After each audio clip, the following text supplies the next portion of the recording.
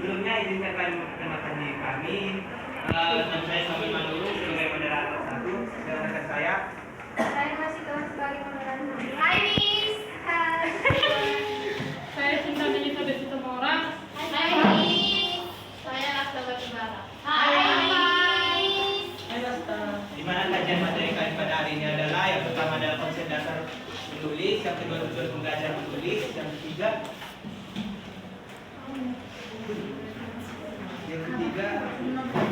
teknik pembelajaran menulis, yang keempat strategi pembelajaran menulis, yang kelima metode pembelajaran menulis, yang keenam pendekatan pembelajaran menulis, dan yang terakhir adalah model pembelajaran menulis. Nah, materi konsep dasar menulis akan dijelaskan oleh saya sendiri. Yang pertama adalah definisi menulis. Menulis adalah kegiatan menurunkan atau menuliskan lambang-lambang grafik untuk menyampaikan informasi tentang suatu peristiwa sehingga terbentuknya sebuah komunikasi. Pengertian definisi ini dikemukakan oleh Syafi pada tahun 1984 pada halaman yang ke-40. Yang kedua adalah manfaat menulis. Versi mengemukakan manfaat menulis ada 6, yaitu yang pertama adalah sarana tadi, kebanggaan, perasaan harga diri. Yang keempat adalah meningkatkan kesadaran dan penyerapan terhadap lingkungan. Yang kelima adalah keterlibatan secara bersemangat dan bukannya penerimaan yang pasrah. Yang keenam mengembangkan suatu pemahaman tentang suatu kemampuan menggunakan bahasa. Yang ketiga bentuk tulisan. Bentuk tulisan tersendiri dibagi menjadi 2. Yang pertama adalah fiksi, di mana fiksi ini contohnya seperti cerpen, novel, drama, fabel, mimpi dan lain-lain. Yang kedua adalah non fiksi. Non fiksi ini seperti karya-karya ilmiah, seperti yang biasa kita lakukan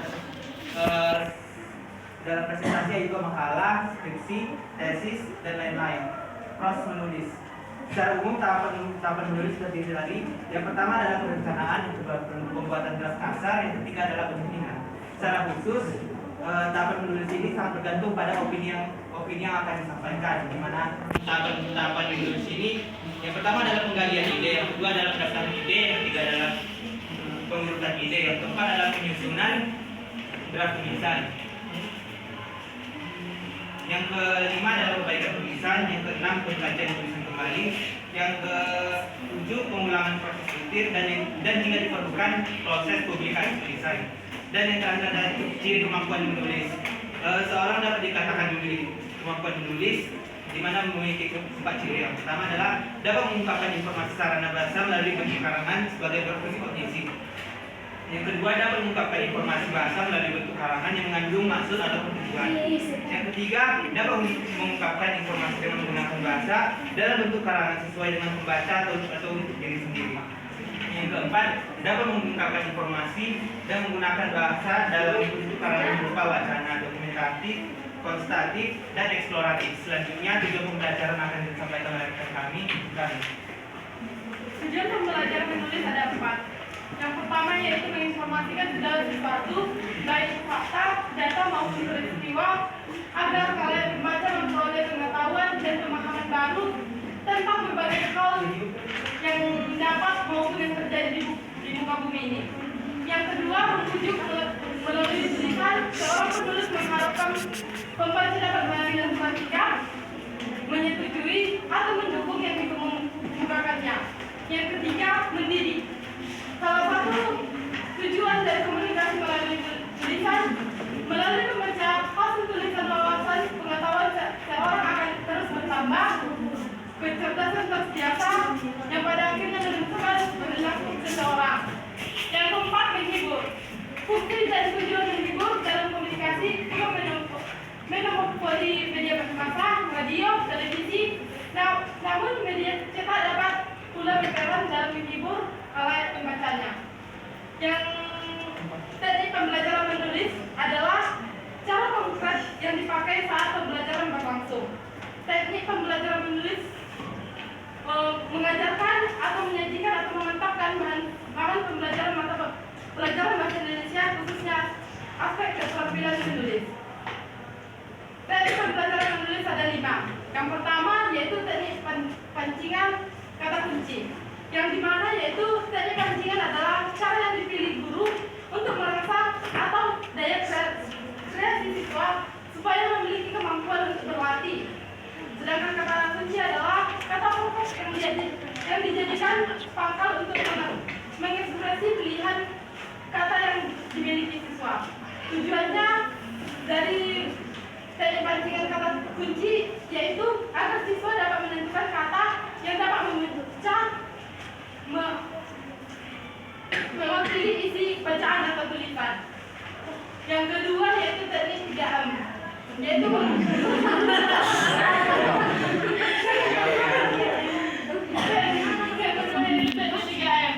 yang dimana yaitu mengamati, meniru dan menambahi.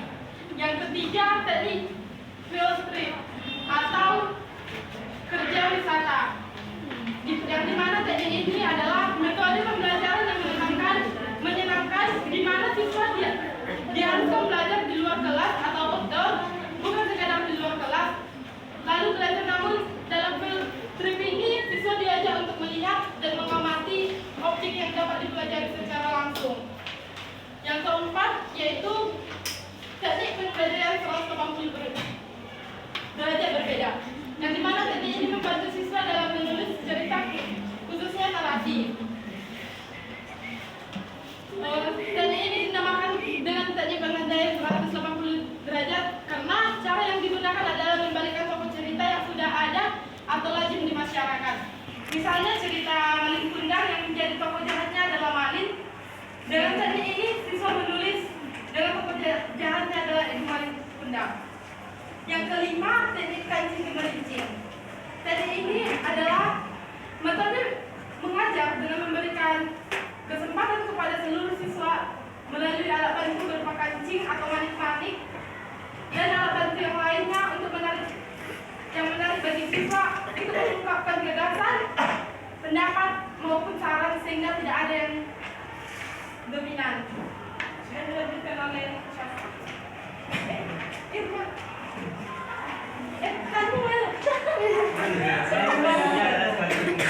Strategi pembelajaran yang dapat diterapkan di SD yang pertama itu adalah strategi surat pendapat ataupun brainstorming. Strategi surat pendapat atau brainstorming ini dilakukan di mana guru memberikan kesempatan kepada siswa untuk mengingatkan kembali pengalaman bahasanya.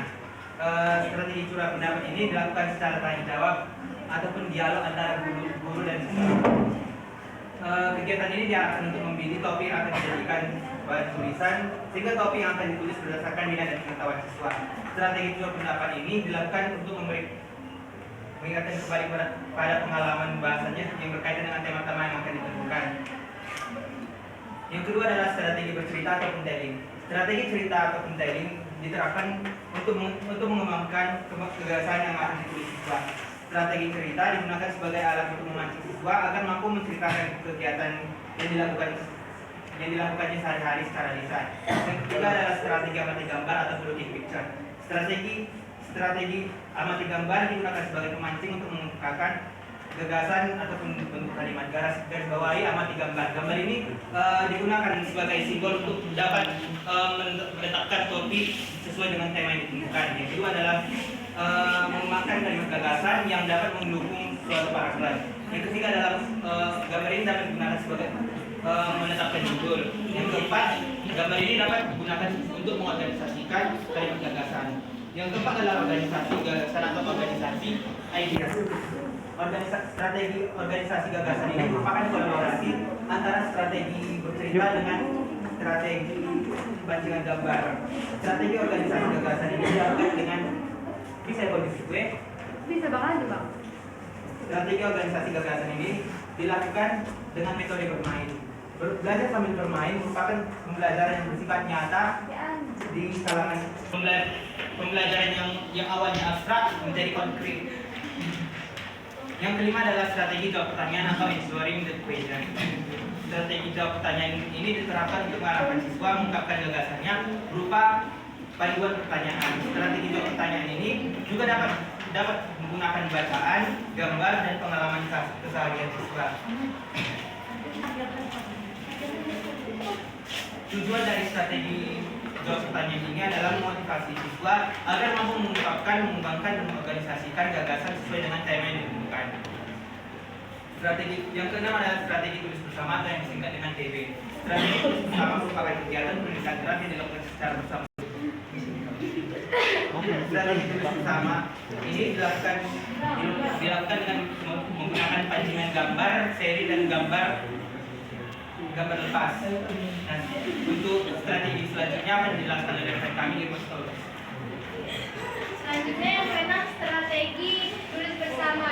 Dalam strategi ini bisa dilakukan dengan 2 orang, yaitu dengan teman sebangkunya, untuk agar bisa lebih akrab kayak gitu kan, bisa sama bestinya. Di situ bisa diungkapkan segala pemikirannya, disumbangkan segala pemikirannya apa diketahui dalam penulisan draft. Yang ketujuh, yang kedelapan, strategi tulis individual. Strategi ini dilakukan oleh seorang diri atau seorang siswa, yang dilakukan di mana gurunya memberikan suatu topik materi, lalu siswanya menulis sesuai yang diajarkan oleh gurunya. Yang kesembilan, strategi baca individual. Strategi ini yaitu murid membaca bacaan bisa di depan kelas dengan seorang diri, dengan membaca itu, dengan membacakan siswa yang lain bisa mendengar, lalu bisa menyimak dan mencari tahu mana kesalahan-kesalahan dari bacaan siswa yang sedang membaca di depan kelas.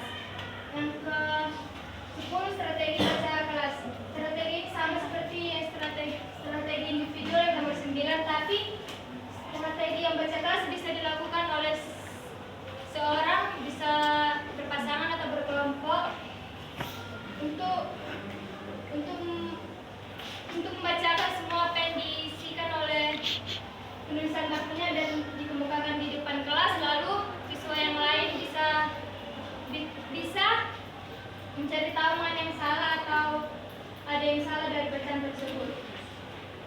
Yang ke-12, strategi bahas bersama. Strategi ini mirip dengan yang ke-10 sampai 11, di mana strategi bahasa bersama ini membahas apa-apa saja yang ada di dalam pembahasan mereka, mana yang kurang supaya bisa diperbaiki.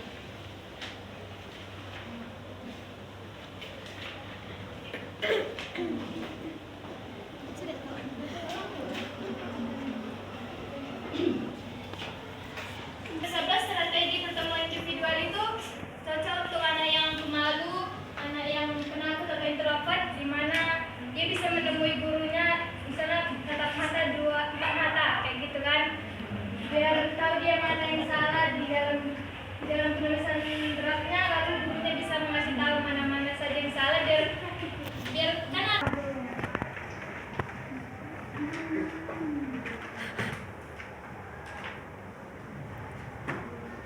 Nah, selanjutnya metode.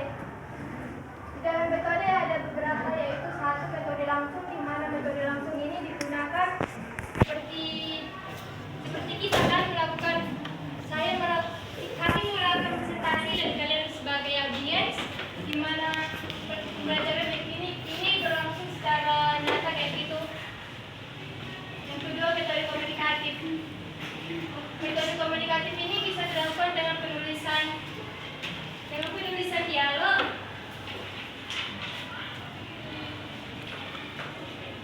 Siswa menulis dialog yang diberikan oleh guru lalu mengemukakannya di depan kelas. Ketiga, metode integratif. Metode integratif ini menyatukan beberapa aspek yang ada di dalam suatu materi ke materi lainnya. Yang keempat, metode tematik. Metode tematik ini semua komponen materi pembelajaran diintegrasikan ke dalam tema yang sama dengan satu dalam unit pertemuan. Tema yang telah ditentukan harus diolah sesuai dengan perkembangan dan lingkungan siswa. Yang kelima, metode konstruktivistik, di mana metode ini misalnya siswa ada dalam kesalahan dan melakukan apapun, misalnya, lalu gurunya memberikan solusi dan memberikan solusi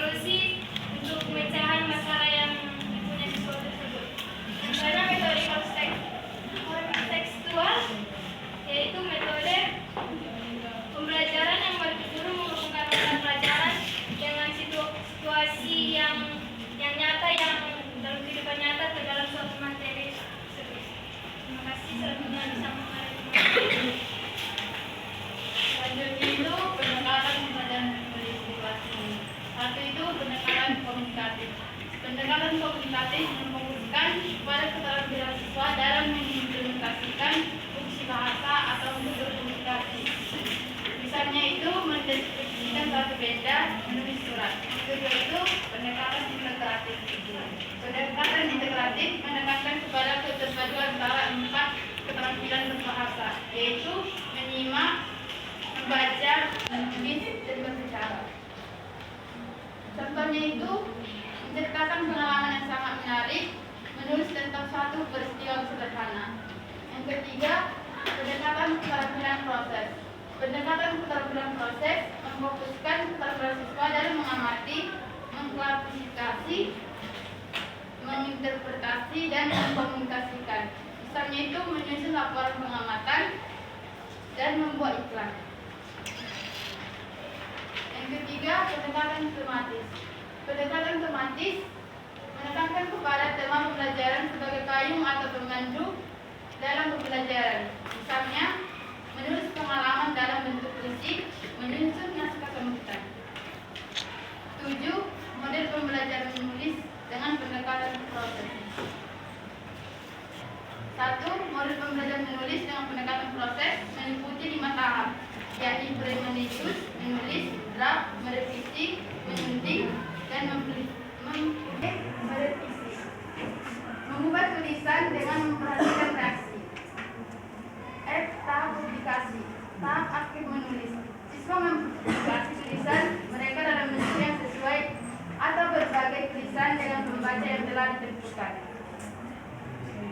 2. Model pembelajaran menulis imajinatif. Dalam proses pembelajaran menulis imajinatif ini, siswa diajarkan menguasai kompetensi menulis atau mengarang secara bebas sesuai imajinasi sendiri-sendiri.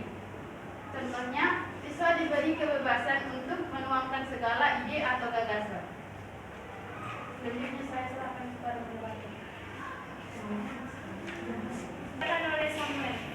Kesimpulan dari materi kami itu adalah menulis adalah suatu kegiatan penyampaian pesan semacam tertulis kepada pihak lain. Model pembelajaran menulis cerita tercermin SD meliputi menceritakan gambar, menunjukkan cerita, mencetakkan mimpi, menceritakan pengalaman, dan menceritakan cita-cita. Pendekatan yang disarankan dalam proses pembelajaran menulis yaitu pendekatan konsultatif, pendekatan integratif, pendekatan keterampilan proses, dan keterampilan dan pendekatan tematis. Metode dan pembelajaran menulis yaitu metode EJA, metode kata lembaga, metode suku kata, metode global, struktural SAS, dan metode langsung. Sekianlah kesimpulan materi kami, saya serahkan kepada moderator. Demikianlah presentasi dari kelompok kami. Bila ada kesalahan kata atau perbuatan mohon dimaafkan. Terima kasih. Selanjutnya kami akan membuka sesi tanya jawab, di mana kami membuka sesi tanya jawab yaitu ada dua sesi. Satu sesi ada 3 orang dan 2 sesi. Di sesi kedua ada 3. Sesi pertama yaitu satu Putri, 2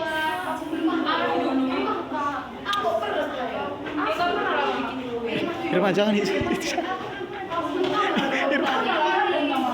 Irma itu jangan. kedua Mita, ketiga Menta.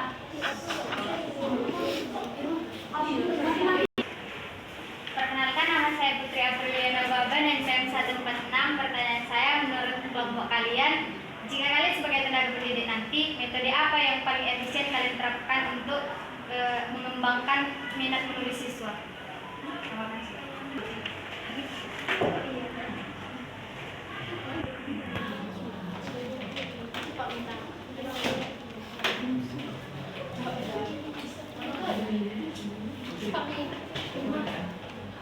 Perkenalkan, nama saya Nisa Sari Utama Istana yang saya 170. Di sini saya ingin bertanya tentang di teknik pembelajaran menulis. Menurut kelompok penyaji, teknik pembelajaran menulis mana yang dapat diterapkan di sekolah dasar dan bagaimana cara pengimplementasiannya kepada pembelajaran bahasa Indonesia? Berikan contohnya.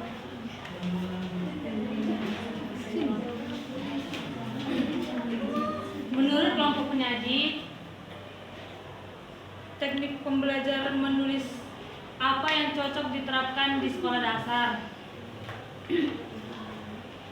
dan bagaimana cara pengimplementasiannya dalam pembelajaran sastra. Berikan contohnya.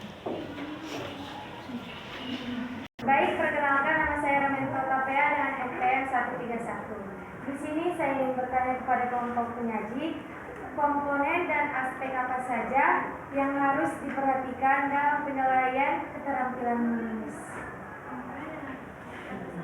Komponen dan aspek apa saja yang harus diperhatikan dalam penilaian keterampilan menulis.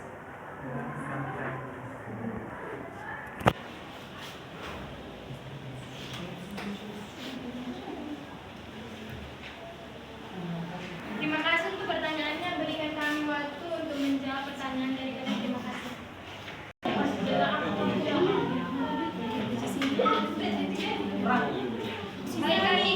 Kami akan menjawab pertanyaan dari teman-teman, di mana kami akan menjawab yang pertama pertanyaan dari Rasimta yang dijawab oleh Rasta. Di sini saya ingin menjawab pertanyaan dari Rafiza. Pertanyaannya, komponen dan aspek apa saja yang harus diperhatikan dalam penilaian keterampilan menulis? Yang pertama itu isi, kedua organisasi, tiga kosakata, empat tata bahasa, lima metode.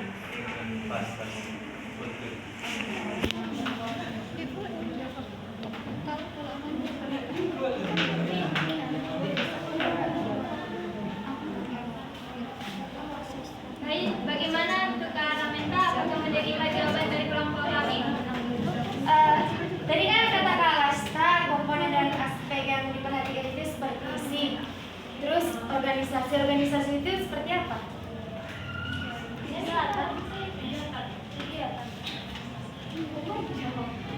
Baik, saya akan menjawab pertanyaan dari Kak Ramenta tadi. Bisa diulang, Kak?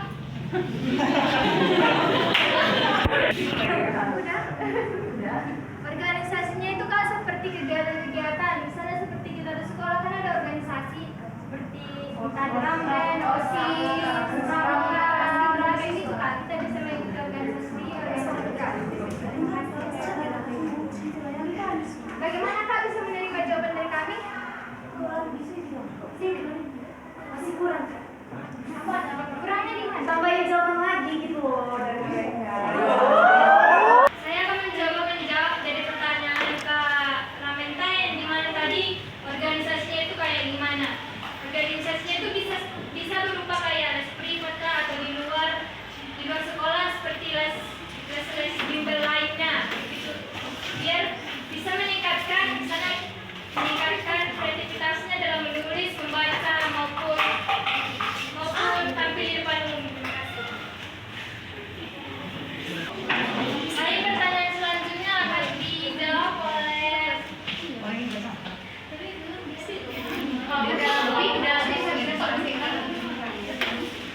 dijawab oleh Ramenta, di mana Ramenta akan menjawab pertanyaan dari kita.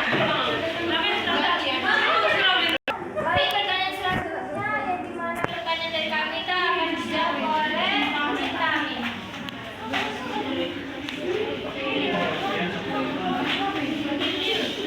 Baik, pertanyaan dari kita.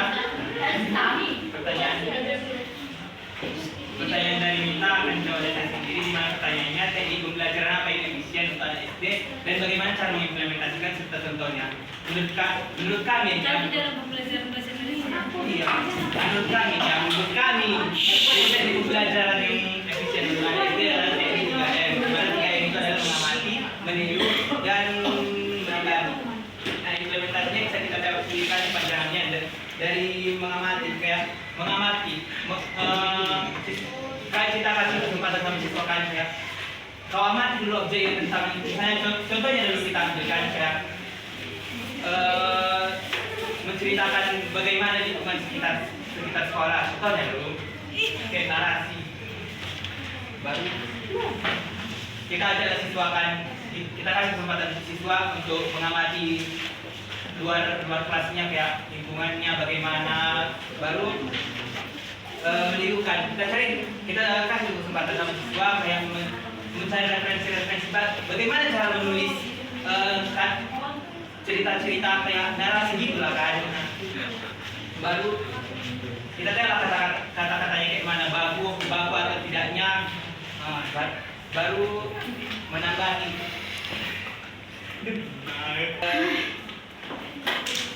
Kan tadi kan udah ada kan kayak mengamati, meniru. Jadi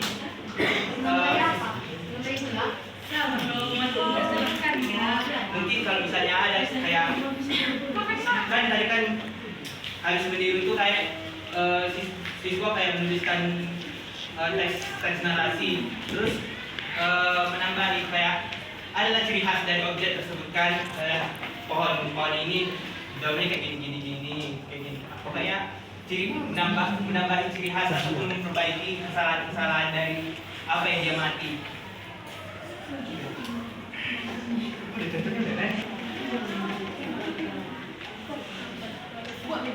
Udah bilang dapat diterima.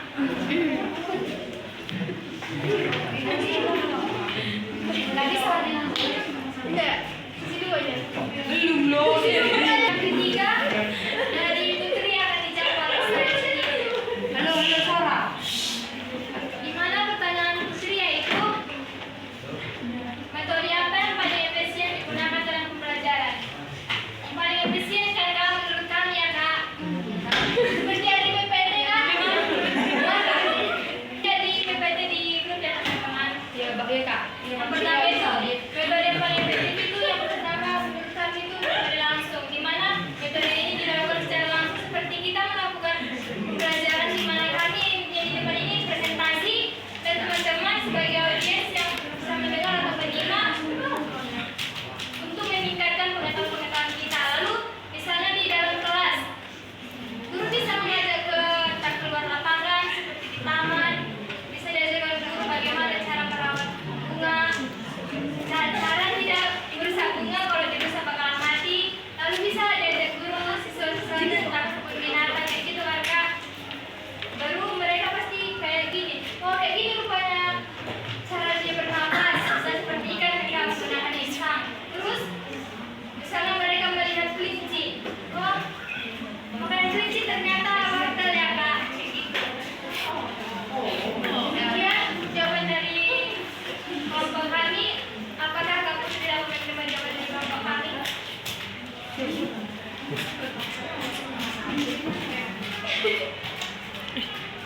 Itu metode yang kalian gunakan untuk meningkatkan minat siswa menulis.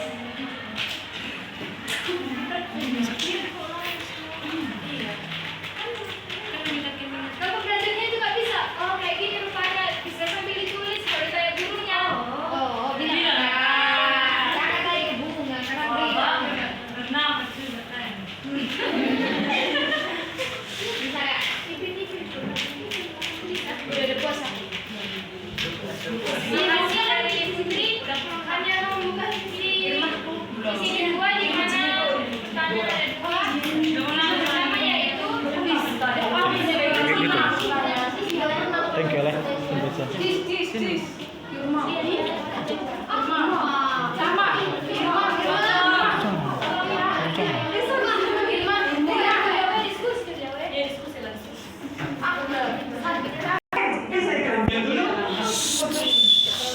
Teman-teman harap kondusif. Tadi kan memilih salah satunya.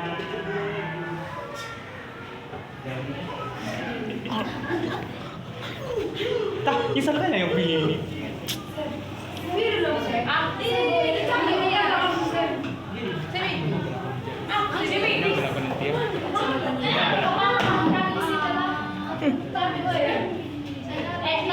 Jihan.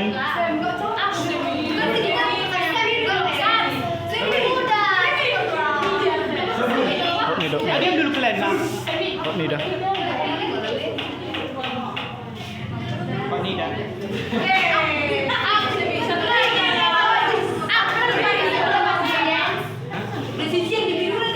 Udah.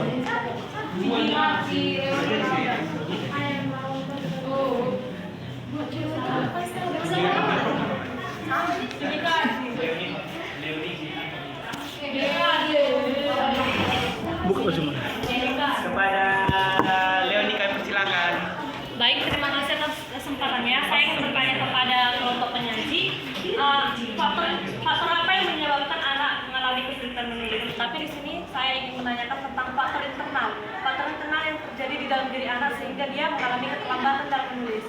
Jadi setelah itu strategi apa yang dapat kalian lakukan untuk mengatasi kesulitan anak dalam menulis? Strategi. Ya, strategi. Sekian dan terima kasih.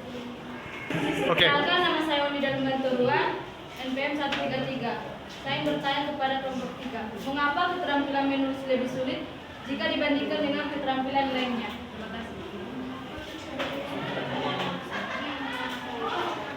Perkenalkan, nama saya Jika Nurhanila Saraji dengan NPM 152. Dan kita juga ada membaca penulisan draft. Apa yang dimaksud dengan penulisan draft dalam strategi pembelajaran? Kasih. Hai teman-teman, sembari teman kami mencari jawaban dari kalian, kami undang untuk berdiri semuanya, jangan ada yang duduk. Berdiri, berdiri. Semua, oke. Kakinya yang diri. Yang duduk james. Yang duduk james.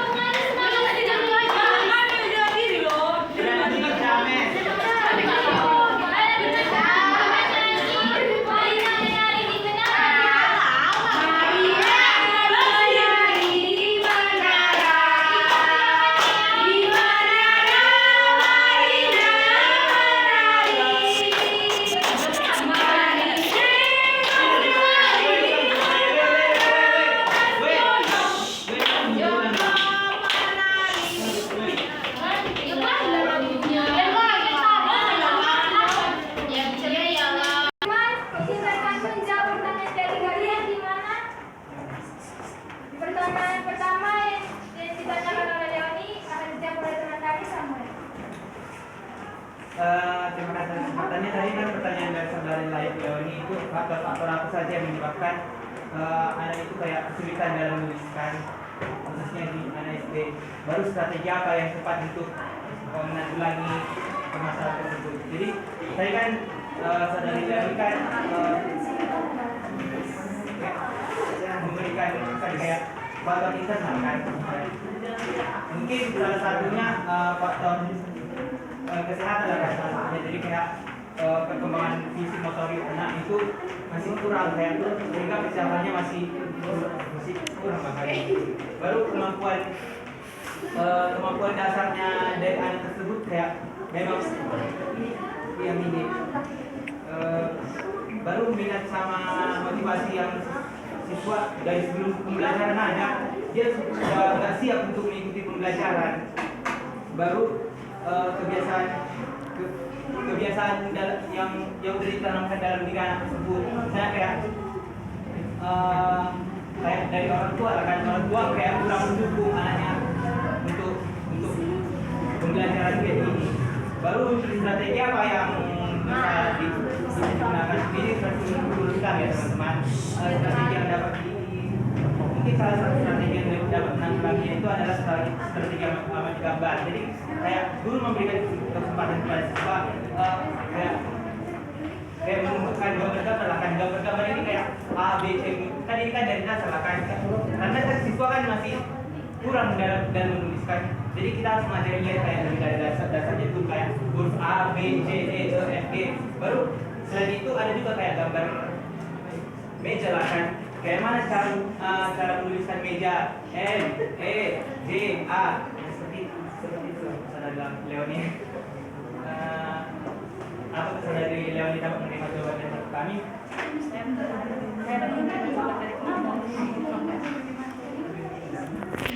Berarti nggak ada yang menambahkan? Dia menerima.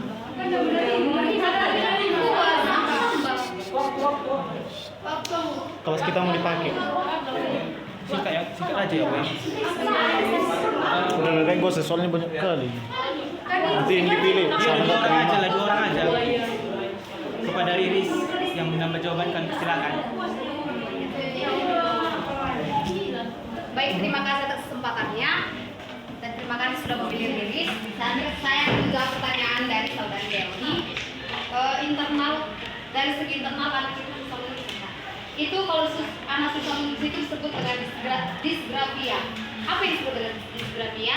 Disgrafia adalah kesulitan dalam menyelaraskan antara pikiran pikiran dan gerakan otak tangannya saat hendak menulis. Contohnya itu, kalau anak-anak itu kan menulis B, mau dia tulisnya jadi perutnya ke depan gitu, kalau perutnya ke belakang gitu. Jadi susah diselaras antara pemikirannya dengan otak tangannya yang bekerja. Nah, strategi apa yang dapat mengatasi hal tersebut? Yaitu pada poin ke-10, strategi baca kelas atau BK. Strategi baca kelas ini merupakan cara untuk memperbaiki tulisan secara klasikal. Demikian tambahan dari saya. Terima kasih kepada saudari Iris, kepada satu orang teman kami yang ingin nambah lagi. Kepada Jojor kami persilakan. Baik, perkenalkan nama saya Jujur Paris Mas Mangusong dengan NPM 162. Di sini saya ingin menambah jawaban dari pertanyaan Kak Leoni, di mana pertanyaannya faktor internal yang mengalami bahwa siswa itu mengalami keterlambatan dalam menulis. Beberapa faktor internal yang menyebabkan siswa kesulitan menulis yaitu adalah satu, kemampuan motorik halus. Kalau misalnya motorik halus itu kan kayak otot-otot yang ada pada kayak jari-jarinya itu. Kemampuan perkembangan motorik yang ada dalam diri siswa berkaitan dengan otot-otot yang ada dalam tubuhnya mengakibatkan siswa tidak dapat menulis dengan baik dan benar karena adanya gangguan dalam menggerakkan otot halus yang terletak pada jari dan tangan siswa. Yang kedua itu adalah hal ini karena kurangnya stimulus untuk melatih kemampuan motorik halusnya yang dapat mengakibatkan siswa menjadi lambat kemampuan dalam menulis. Terima kasih. Terima kasih kepada Selanjutnya pertanyaan kedua yaitu pertanyaan dari Nida dan dilanjutkan pada dijawab oleh teman kita. Saya di sini akan menjawab pertanyaan dari kawan Nida yang dimana pertanyaannya adalah mengapa keterampilan menulis lebih sulit dibandingkan keterampilan lainnya. Kemampuan menulis lebih sulit untuk dikuasai dengan 3 kemampuan berbahasa yang lain: menyimak, berbicara, dan membaca. Hal ini disebabkan kemampuan menulis kehendaki penguasaan berbagai unsur kebahasaan dan unsur di luar bahasa itu sendiri, sehingga keterampilan menulis perlu adanya kegiatan yang berkelanjutan. Apakah kalau tidak kurang boleh menambah?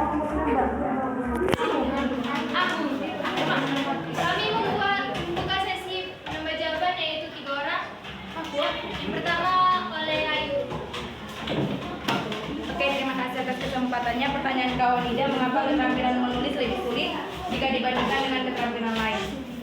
Karena keterampilan menulis itu membutuhkan keterampilan lain seperti menyimak, berbicara, dan membaca. Ketika guru mendikte dan anak itu nggak menyimak dan anak itu tidak tahu cara membacanya dan anak itu susah mengimplementasikan menulis, contohnya itu media.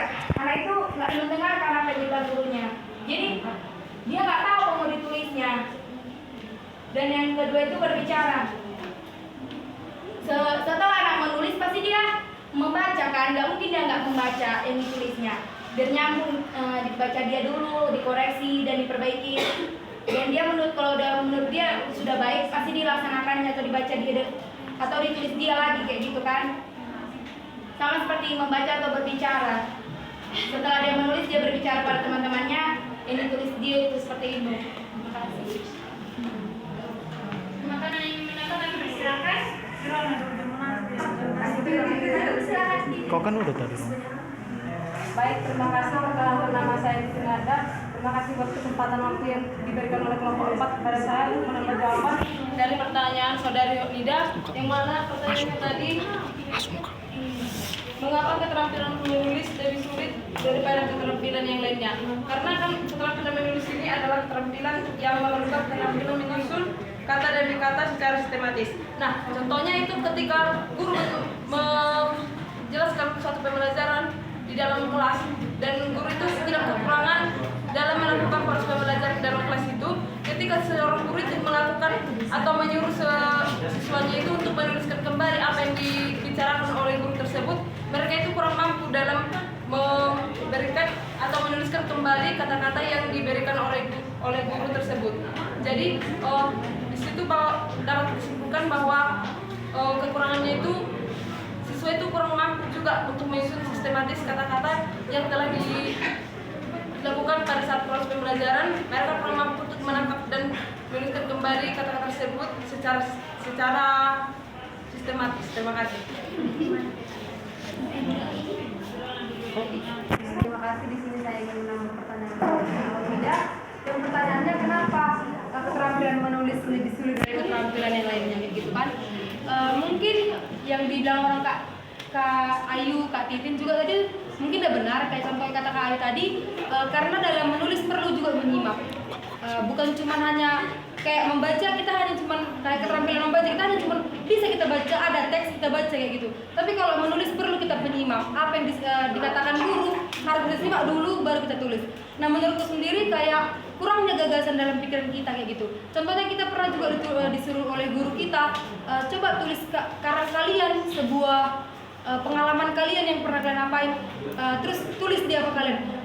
Kurangnya gagasan dalam pikiran kita sehingga kita susah apa yang mau kutulis. Kayak konsentrasi siswa pun di situ harus diminta kayak gitu. Apa yang bisa kutuangkan di sini ya? Adanya kebingungan. Kalau kayak kita lah disuruh bikin kalian dulu pengalaman kalian selama kuliah kayak gitu. Mendadak kita lupa, bingung apa sih dalam pikiranku ini, apa ya, kayak mana cara menulisnya, kayak gitu. Mungkin itu juga menjadi salah satu kesulitan siswa, kurangnya gagasan atau ide pokok dalam pikiran mereka sehingga mereka sulit menuangkan dalam bentuk tulisan. Mungkin segitu dari saya, terima kasih.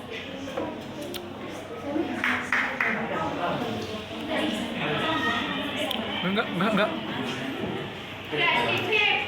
Gimana pertanyaannya dari teman kami Jihan? Ini dijawab oleh saya sendiri. Yaitu Apa yang dimaksud penulisan draft dalam strategi pelajaran menulis? Menurut Kamus Besar Bahasa Indonesia, penulisan draft adalah merancang atau mengonsep. Seperti layaknya bangunan, tulisan pun perlu dirancang ya Kak.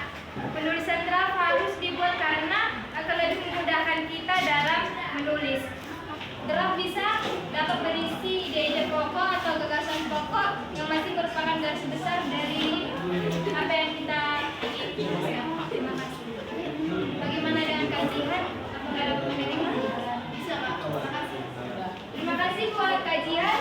Demikian presentasi dari kelompok kami.